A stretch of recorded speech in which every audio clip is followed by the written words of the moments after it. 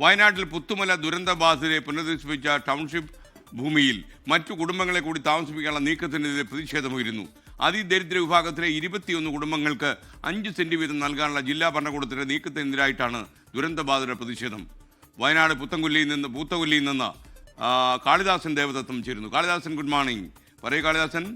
Good morning my army. Good morning Kalidasan.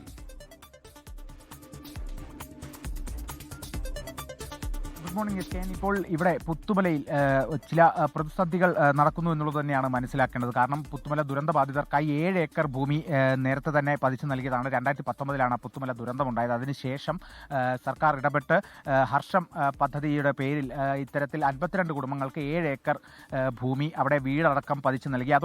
അതിനോടൊപ്പം പ്രഖ്യാപിച്ച ചില പദ്ധതികൾ കൂടി ഉണ്ടായിരുന്നു. അതായത് അവിടെയുള്ളവർക്കായി സ്വയം തൊഴിലിനായി അംഗനവാടികൾ, ആരോഗ്യ കേന്ദ്രം, ഇത്തരത്തിലുള്ള നിരവധി കാര്യങ്ങളൊക്കെ തന്നെ പ്രഖ്യാപിച്ചിരുന്നു. ആ ഭൂമിയിൽ അതിനായി മാറ്റിവെച്ചിട്ടുള്ള ഭൂമിയിൽ ഇപ്പോൾ അവർക്ക് വീടുകൾ മാത്രമേ ഉള്ളൂ. 52 കുടുംബങ്ങൾക്ക് 7 ഏക്കറിൽ ആ ഭൂമി കൂടിയാണുള്ളത്. എന്നാൽ അതിനോടൊപ്പം കുറച്ച് സ്ഥലം കൂടി മാറ്റിവെച്ചിട്ടുണ്ടായിരുന്നു ഇത്തരത്തിലുള്ള സ്വയം തൊഴിലിനായി. എന്നാൽ ആ ഭൂമിയിൽ അത്തരത്തിൽ പറഞ്ഞ പ്രഖ്യാപനങ്ങളൊന്നും തന്നെ നടത്തിയിട്ടില്ല എന്ന് മാത്രമല്ല, ആ ഭൂമി ഇപ്പോൾ 21 അതിദരിദ്രരായ 21 കുടുംബങ്ങൾക്ക് 5 സെന്റ് വീതം നൽകുന്ന ഒരു പദ്ധതിയായി ഇപ്പോൾ ജില്ലാ ഭരണകൂടം മുന്നോട്ട് പോവുകയാണെന്നുള്ളതും കൂടിയാണ് മനസ്സിലാക്കുന്നത്. ഈ പ്രധാനമായും ഈ കുടുംബങ്ങൾക്ക് ഭൂമി നൽകുന്നതിലല്ല, ഈ പറഞ്ഞ പ്രഖ്യാപനങ്ങൾ, ഈ വാഗ്ദാനങ്ങൾ ഒന്നും തന്നെ പാലിക്കാത്തതിലാണ് ഈ പ്രതിഷേധം എന്നുള്ളതും കൂടിയാണ് ഇപ്പോൾ ഇവിടെയുള്ള പ്രദേശവാസികൾ പറഞ്ഞത്. ചേട്ടാ, എന്താണ്, എങ്ങനെയാണ്? ഞങ്ങൾക്ക് ഇവിടെ 7 ഏക്കർ മാതൃഭൂമിയാണ് സ്പോൺസർ ചെയ്യാന്നുള്ളത്. സർക്കാർ 4 ലക്ഷം രൂപയും ബാക്കി സ്പോൺസർമാർ ആണ് ഈ വീടിൻ്റെ കാര്യങ്ങളൊക്കെ ഉള്ളത്. പക്ഷെ അന്ന് ഞങ്ങൾ ആരും പറഞ്ഞിട്ടില്ല പിന്നെ സ്വിമ്മിംഗ് പൂള്, വായനശാല, ഞങ്ങൾക്ക് താമസിക്കാൻ വേണ്ടി ഒരു വീടാണ് ഞങ്ങൾ നിലവിൽ വന്നിട്ടുള്ളത്.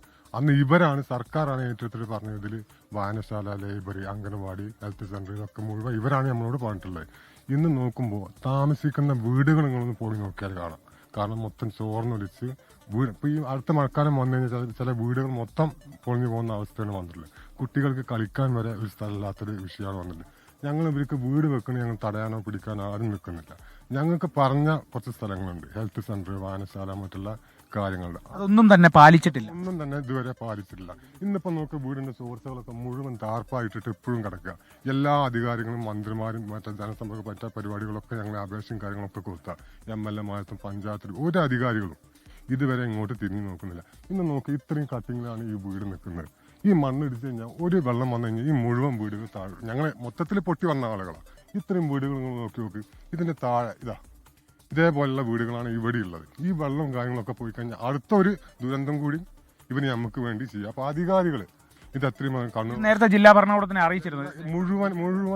മുഴുവൻ ആളുകൾ എല്ലാവരും ചർച്ച നടത്തി, എല്ലാവർക്കും പോകേണ്ടത് മിനിഞ്ഞാന്നും സിദ്ദീഖ് MLA ഇവരൊക്കെ പറഞ്ഞിട്ട് കളക്ടറേറ്റിലൊക്കെ ഈ വിഷയങ്ങൾ അവതരിപ്പിച്ചാൽ ഇതുവരെ ഒരു നടപടി ഉണ്ടാക്കിയില്ല. അപ്പോൾ അതിൻ്റെ ഒരു പ്രതിഷേധമാണ് ഇപ്പോൾ നമ്മൾ ഉണ്ടാക്കുന്നത്. ഇതിന് അധികാരികൾ വന്നിട്ട് ഇതിന് തീരുമാനം എന്താണെന്നുള്ളത്.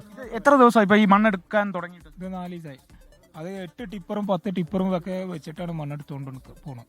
അപ്പോൾ നിങ്ങൾ ഇന്നാണ് ഇത് പെട്ടെന്നാണ്, വളരെ പെട്ടെന്നാണ് ഈ മണ്ണ് നീക്കുന്നത് തന്നെ തുടങ്ങിയത് അല്ലേ? ഇതെന്താന്ന് പറയണത്, നമുക്ക് ടൗൺഷിപ്പിൽ പ്രഖ്യാപിച്ച സംവിധാനങ്ങളുണ്ട്. അതെല്ലാം ഇവിടെ വന്നതിൻ്റെ ശേഷം ബാക്കി സ്ഥലം ഉണ്ടെന്നുണ്ടെങ്കിൽ അവർക്ക് വീട് കൊടുത്തോട്ടെ. ഞങ്ങൾക്ക് പ്രഖ്യാപിച്ചത് ഇവിടെ വരട്ടെ. അതായത് വീട് കൊടുക്കുന്നതിലല്ല, നമ്മളോട് പറഞ്ഞ വാഗ്ദാനങ്ങൾ പാലിക്കുന്നത്. വാഗ്ദാനങ്ങൾ കൊടുക്കണം. ഇത് ഇവർ 22-28 വീടാണ് ഇവിടെ വരുന്നതെന്ന് പറഞ്ഞു. ഇത് കൊടുത്തു കഴിഞ്ഞാൽ ഞങ്ങൾ ഇനി എന്ത് ചെയ്യുക? കുട്ടിയാക്കില്ല അംഗനവാടി, ഹെൽത്ത് സെന്റർ, പ്രാഥമിക ചോർച്ചയുടെ കാര്യം പറഞ്ഞു. ഈ കുടിവെള്ളത്തിന്റെയും പ്രശ്നങ്ങൾ. നമുക്ക് പ്രശ്നമൊന്നുമില്ല. കുടിവെള്ളം ഇവിടെ നമുക്ക് കിട്ടുന്നുണ്ട്. കുളം കുഴിച്ചിട്ട് അവിടെ വെള്ളമുണ്ട്. ഇവരും കൂടി വന്നാലേ ഇപ്പൊ ഞങ്ങൾക്ക് കുടിവെള്ളം ഞങ്ങൾക്ക് സംവിധാനം ഉണ്ട്. ഇനി ഇവരും കൂടി വന്നു കഴിഞ്ഞാൽ ഞങ്ങൾക്ക് കുടിവെള്ളം വലിയ മുട്ടും. അതുതന്നെയാണ് SKN വലിയ രീതിയിലുള്ള പ്രതിസന്ധി തന്നെയുണ്ട്. അതായത് ഈ പറഞ്ഞ വാഗ്ദാനങ്ങൾ പാലിക്കാത്തതിലാണ് ഏറ്റവും പ്രധാനമായും.